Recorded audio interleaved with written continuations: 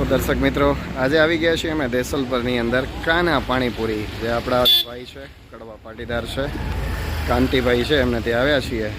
આજે એમની સાથે વાતચીત કરવી છે. તેઓ આ વ્યવસાયની અંદર કઈ રીતે આવ્યા. દેસલપર વાંઢાઈ વિસ્તાર, જ્યાં ઉમિયા માતાજીનું મંદિર આવેલું છે, એ દેસલપર વાંઢાઈ નાસ્તા માટે ફેમસ છે. તમે જોઈ શકો છો, અહીંયાના પેંડા ફેમસ છે અને પાપડી ગાંઠિયા વગેરે ફરસાણ પણ અહીંયાનું ખૂબ જ સારું છે. આ રોડ પર સવારે લાઈન લાગી જતી હોય નાસ્તા માટે, તમે જોઈ શકો છો.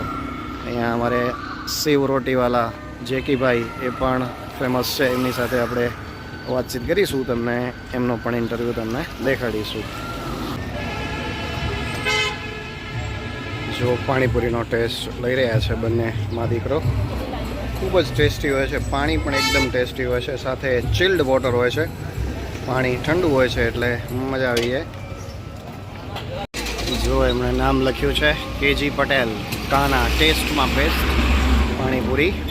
તો આપણે સીધી એમની સાથે વાતચીત કરીએ. કાનાભાઈ નમસ્કાર. નમસ્કાર.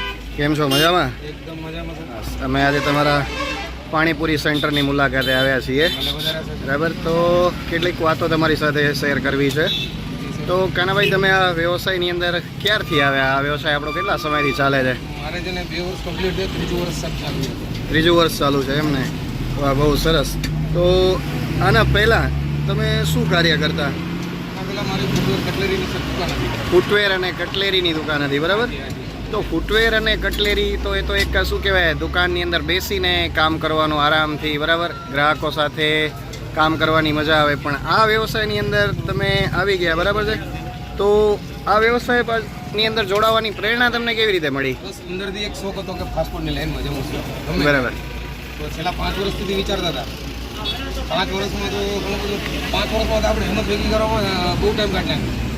છેલ્લી બાકી વિચારી છેલ્લા 2 વર્ષથી કે બસ આપણે લાઈનમાં જવું જ છે. એટલે આપણે શરૂઆત તો ઈચ્છા હતી દાબેલીને ચાલુ કરવાનું, બરાબર. અને છેલ્લા 10 દિવસમાં આપણે એવું લાગ્યું કે આપણે પાણીપુરી કરવી જોઈએ. તો આપણે સ્ટાર્ટિંગ કરી હતી પાણીપુરી ફ્લેવર, ફ્લેવર. હા જી. અને સારો એવો રિસ્પોન્સ મળ્યો મિત્રો અને ગ્રાહકનો બધાનો. અને છેલ્લા 1 વર્ષથી છે ને પાણીપુરીમાં આપણે ફ્લેવર બંધ કરીને આપણે રેગ્યુલર પાણી ઉપર આવી ગયા છે, જે સારામાં સારો અત્યારે રિસ્પોન્સ છે કસ્ટમર. બરાબર. એની સાથે સાથે આપણે સેવપુરી, દહીંપુરી, ચીઝપુરી અને સાથે ભેલ પણ બનાવી છે. વાહ, સરસ. એટલે કાઠિયાવાડી આઈટમ એક ચૂરમું, બરાબર, એ લગભગ રેર જગ્યાએ જોવા મળશે, બરાબર, જેને આપણે ચૂરમું, બરાબર. ચૂરમાની અંદર શું હોય, કેવી રીતે બને? ચૂરમાની અંદર જનરલી શું છે કે આપણે પૂરીનો ભૂકો હોય છે, બરાબર. ચેવડો આવે, બાફેલા ચણા આવે, ડુંગળી આવે, બધી જ ટૂંકમાં આપણે ચટપટી ટાઈપનો ટેસ્ટ આવે, બરાબર. પણ બહુ મસ્ત આઈટમ. વાહ, સરસ. તો એક નવી શરૂઆત પણ તમે કરી છે. વાહ, સરસ. તો એમાં બંને રીતે બનતો હશે ને, રેગ્યુલર અને સ્વામિનારાયણ પણ? એક સ્પેશિયલ બને રેગ્યુલર, એનો પાણીપુરીનું પાણી નાખતા હોય, બરાબર. અને બીજું આવે છે સ્પેશિયલ, એનો આપણે દહીં વાળું, બરાબર. એ પણ તમે ટેસ્ટ કરો એટલે તમને બંનેમાં મજા આવે. બરાબર. તો આજે આપણે ચૂરમો પણ ટેસ્ટ કરીએ, જો એમાં લસણ ડુંગળી વગર બનતો હોય તો. હા, 100% બનશે લસણ ડુંગળી વગર. ચાલો આજે એ ટેસ્ટ પણ કરીએ આપણે. હાજી હાજી. જો આપણે જે ચૂરમાની આઈટમની વાત કરતા હતા, અત્યારે બની રહ્યો છે. તમે જોશો તો ચવાણું છે, એમાં પૂરીનો ભૂકો છે, એમણે જે વાત કરી એ પ્રમાણે. અને જો સાથે પાણીપુરી જે સર્વ કરે છે ને, તો પાણીની અંદર ક્યાંય હાથ નાખવાનો જ નથી આવતો. એ સાધન જ એવું છે કે જે ડોયાની અંદર હોલ કરી દીધું છે અને એનાથી જ પાણી આપવાનું છે. જો એટલે તમને પાણીપુરી ખાવાની પણ મજા આવે, ટેસ્ટમાં પણ તમને એવું ન લાગે કે આ હાથ કેવા છે. જોઈ લો, હાથ પર ગ્લોવ્સ પહેરેલા છે, પ્લાસ્ટિક ગ્લોવ્સ છે, એટલે ચોખ્ખાઈ પણ એકદમ છે. તો જે દર્શક મિત્રો તમે આ બાજુ દેસલપર સાઈડ નખત્રાણા કે માતાના મઢ જતા હો તો અહીં અવશ્ય હોલ્ડ કરજો, બહુ મજા આવશે તમને. અને સાથે આપણા પાટીદાર ભાઈ છે, એ બનાવે છે, એટલે ચોખ્ખાઈમાં કે એમાં કંઈ કહેવું ન પડે, અને ક્વોલિટીમાં પણ આપણે તમને કંઈ કહેવું ન પડે. તો જોઈ શકો છો, એ ચૂરમો અત્યારે તૈયાર થઈ રહ્યો છે. તો જુઓ દર્શક મિત્રો, આ ચૂરમો રેડી થઈ ગયો છે અને એની અંદર ચટણીની સાથે સાથે પાણીપુરીનું પાણી એડ કર્યું છે. ટેસ્ટ થઈ રહ્યો છે. પૂછીએ એમને કેવો ટેસ્ટ લાગે છે. કેવો છે ટેસ્ટ? બહુ મસ્ત ટેસ્ટ છે. સરસ.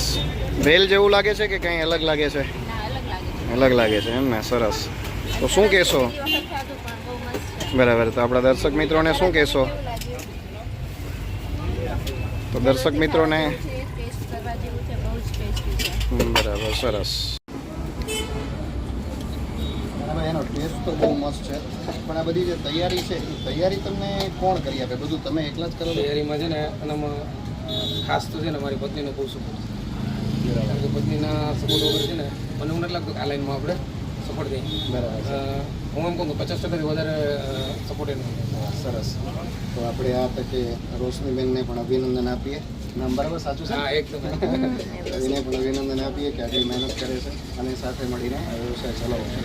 હવે તમે આ આવનારી આપણી જે બીજી જનરેશન છે, બરાબર, ત્યારે મતલબ નોકરી માટે કે વ્યવસાય માટે હેરાન થતા હોય છે, તો એમને તમે શું કહેવા માંગશો કે આ વ્યવસાય આ રીતે કોઈ પણ ફાસ્ટફૂડનો વ્યવસાય કરવો જોઈએ કે કેમ? મારું એવું માનવું છે એજ્યુકેશનથી આપણે નોકરી મળતી હોય એવું ટાર્ગેટ બધાનું હોય છે, પણ ખાલી એટલા પૂરતું જ નહીં, નોકરી પૂરતું નહીં. હું એમ કહું છું કે ફાસ્ટફૂડની લાઈન એવી છે એની અંદર અઢળક આપણે કમાણીનો સ્ત્રોત. બરાબર. સિવાય શરમ મૂકવી જોઈએ આપણે. બરાબર છે. મેઇન વસ્તુ એ છે કે મેં પાણીપુરી કરી, હું બીકોમ કરેલું છે. બીકોમ થયેલા છે, વિચાર કરો. બીકોમ થયેલો છું એટલે પાણીપુરી વેચું છું. ઘણા બોલે બધા લોકો અલગ અલગ બોલે, પણ હું એમ કહું છું કે ફાસ્ટફૂડની લાઈન એવી છે 100% એની અંદર એન્ટર થવા જ.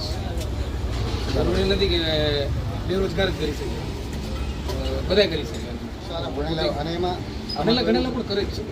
આની તો રેસીપી બધી અલગ અલગ હોય છે. સારો તમને શોખ હોય તો તમે સારામાં સારું કમાઈ શકો. અને બીજું કે રોકડી કમાણી છે, ડેલી કેસ, કોઈ જાતની ચિંતા નહીં, ઉધારની કોઈ ચિંતા નહીં. કોઈ ચિંતા નહીં. ઉધાર આપી હોય તો 2 દિવસમાં તને પાછમાં હું કરે. ના, લગભગ સુધી તો ઉધાર નથી કરવાનો. બહુ સારું કહેવાય. તમને મળીને ખૂબ મજા આવી. હવે તમારી એક દહીંપુરીનો ટેસ્ટ પણ કરીએ આપણે. જી સર. બરાબર છે. તો અને યુવા જનરેશનને, યુવા પેઢીને તમે જ કહેવા માંગો છો કે ફાસ્ટફૂડની લાઈન ખૂબ સારી છે, તો એમાં તમે મહેનત કરી 100% અત્યારે ફાસ્ટફૂડની લાઈનમાં ઘણી બધી કમાવાની તક છે, પણ આપણે મહેનત બહુ માંગ્યા. કારણ કે આના આમ નથી, ફાસ્ટફૂડની એટલે લાઈન એવી એનામાં છે ને મહેનત બહુ. બરાબર છે. પણ પૈસો પણ એટલો જ છે જો મહેનત કરીએ. તો શરમ મૂકી કરવું જોઈએ. હું તો એમ કહું છું કે યંગ લાઈન એનામાં આવું. હવે આપણે તમારી દહીંપુરીનો ટેસ્ટ કરીએ. હાજી.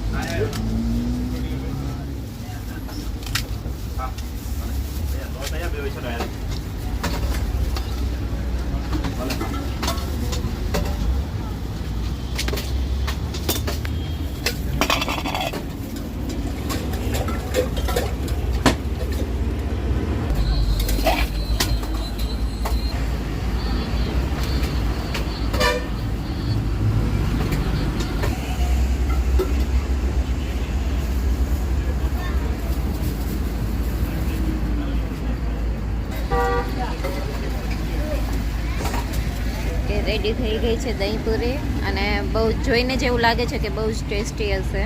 ચાલો ટ્રાય કરીએ કેવી છે. સિરિયસલી દહીંપુરી કેવી છે ટેસ્ટ કરીને જણાવો જરા, એટલે ખાઈ શકે.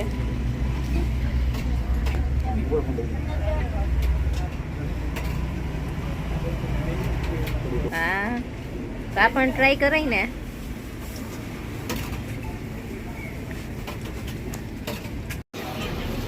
કાનાભાઈ, આજે તમારી મુલાકાત લીધી, અમને બહુ મજા આવી. પાણીપુરી, દહીંપુરી અને છેલ્લે ચૂરમું, તો એમાં ખૂબ મજા આવી છે. તો દર્શક મિત્રોને કહીએ કે આમના આ સેન્ટર ઉપર, પાણીપુરી સેન્ટર ઉપર આપ પધારશો, બેસલપુર બસ સ્ટેન્ડ ઉપર જ છે, તો ખાસ મુલાકાત લેશો એવી આપ બધાને વિનંતી છે.